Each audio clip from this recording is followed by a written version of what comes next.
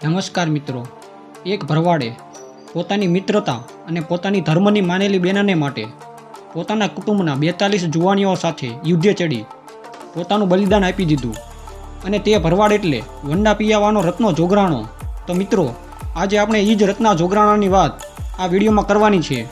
પણ તે પહેલાં તમે અમારી ચેનલ ઉપર નવા હોય તો ચેનલને સબસ્ક્રાઈબ જરૂરથી કરી લેજો, જેથી આવી અવનવી જાણકારી તમને અમારી ચેનલ પરથી મળતી રહે. તો આ વાત છે વંડા પિયાવા ગામની. આ ગામના ગામધણી જૂઠા ખુમાણ નામના દરબાર હોય છે. રત્ના જોગરાણા અને જૂઠા ખુમાણ વચ્ચે ગાઢ મિત્રતા હોય છે. મિત્રતા તો કેવી કે જેના વખાણ આજુબાજુના ગામડાઓમાં પણ થાય છે. અને જૂઠા ખુમાણના ઘરેથી માલુબાઈ કે જેમને રત્ના જોગરાણાને પોતાનો જીભનો માનેલો ભાઈ માન્યો હોય છે, પણ અમુક ઈર્ષાળુ લોકોને રત્ના જોગરાણા અને જૂઠા ખુમાણની આવી મિત્રતા ગમતી ન હતી. જૂઠા ખુમાણની ડેલીએ દરરોજ ડાયરો બેઠો હોય અને દરરોજ ચોપાટની રમતની રમઝાટ બોલતી હોય છે. એમાં એક દિવસ રત્નો જોગરાણો અને જૂઠા ખુમાણ વચ્ચે ચોપાટની બાજી જામી છે. જૂઠા ખુમાણ ચોપાટની રમત જીતવું છે અને રત્નાને ધાર્યો દાવ આવતો નથી. રત્નો જોગરાણો કહે છે કે જો ધાર્યા દાણા આવે તો તમારી સોગઠીને ઉલાળવી છે, અને એ રીતે રમત બરોબરની જામી છે. પણ જોગાનું જોગ રત્નાએ પાસા ફેંક્યા.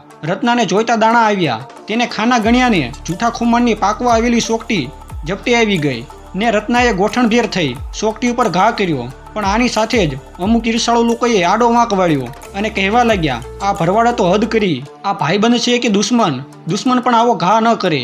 પિયાવાના ધણીનું આવું અપમાન આવું સાંભળતા જ જૂઠા ખુમાણને ક્રોધ ચડે છે અને તે રત્ના જોગરાણાને ગામમાંથી જતા રહેવાનું કહે છે.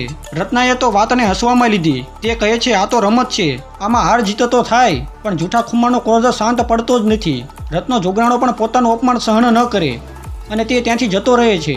પણ જતા પહેલા તે તેની ધર્મની માનેલી બેનને મળે છે.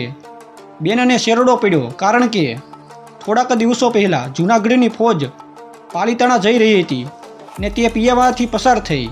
હાલવા બાબતમાં જૂઠા ખુમાણના ચોકીદાર અને ફોજ વચ્ચે ચકમક થઈ, પરંતુ ફોજ ઉતાવળમાં હતી. પણ તે જતા પહેલા એવું કહી ગયેલા કે આજથી 10મે દિવસે પિયાવાને ધમરોળી નાખશું.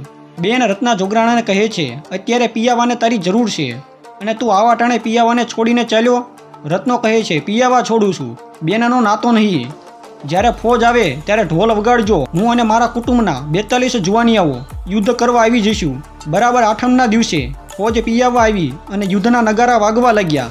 અને રત્નો જોગરાણો પોતાના કુટુંબના 42 ભરવાડું સાથે ત્યાં પહોંચી જાય છે અને તે પોતાનું શીશ મહાદેવને અર્પણ કરી, એટલે કે તેને કમળ પૂજા કરી અને તેનું ધડ ધીંગાણે ચડ્યું. આમ રત્નો જોગરાણો અને પોતાના કુટુંબના 42 ભરવાડુની સાથે સૌથી પહેલા યુદ્ધે ચડે છે અને પોતાનું બલિદાન આપે છે.